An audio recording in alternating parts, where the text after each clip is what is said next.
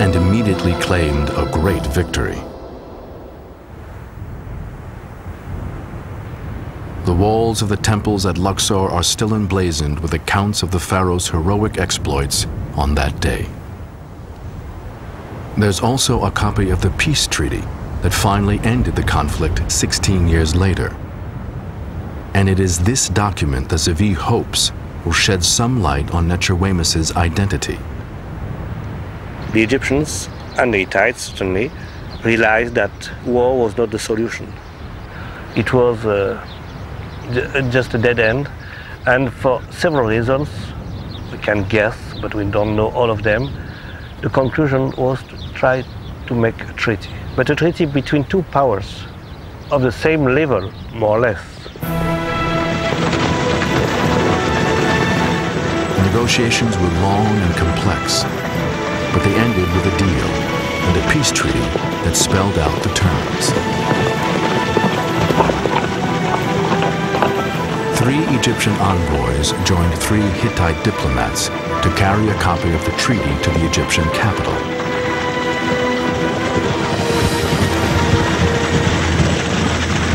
It promised that friendship would replace hostility. Each side vowed never to strike the other first. In the event of an attack from a third party, they would form a common defense. There would be an exchange of prisoners and an extradition pact. The treaty was carved in cuneiform on a silver tablet and presented to the pharaoh. Ramses in turn had it carved on the walls of the temples at Thebes.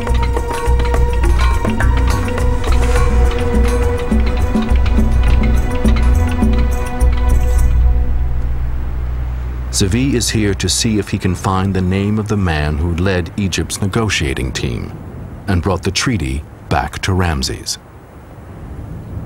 And he finds what he's looking for. I can see the words, royal envoys, and after that we have maybe the head of a falcon, and it could be a part of the name of Nechowemus. We can compare with Ramesside inscriptions. It's like the Bible for the text of this period. So here we have the peace treaty, and this could be the name of Nechowemus.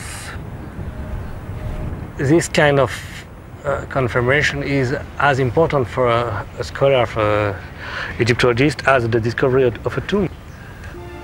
2 falcons above a standard, Nechowemus.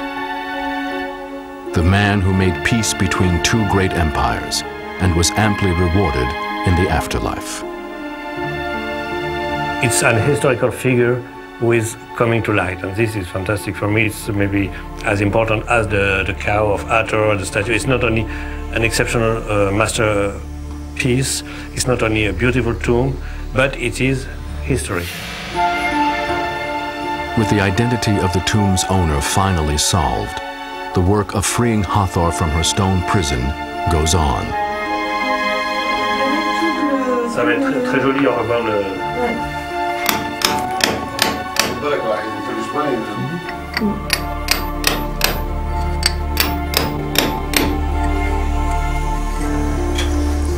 Anne Liège injects an adhesive into the stone to preserve the thin layers of 3,000-year-old paint.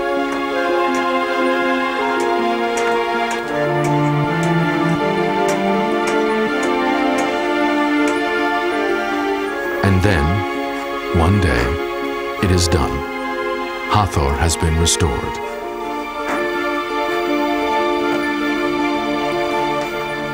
This is the sweetest cow I ever met, and I shall ever meet, I'm sure. The goddess Hathor in shape of a cow with beautiful eyes, a little bit sad. For me, it's, this mixture of wilderness and of sweetness is something extraordinary. And here, even if she's only a cow, if I can say, there is something very human. For Alain Zevi, this season's work is over. Another New Kingdom tomb has been found and returned to its former splendor. Another of the king's men has been identified, thanks to the gifts he took to the afterlife.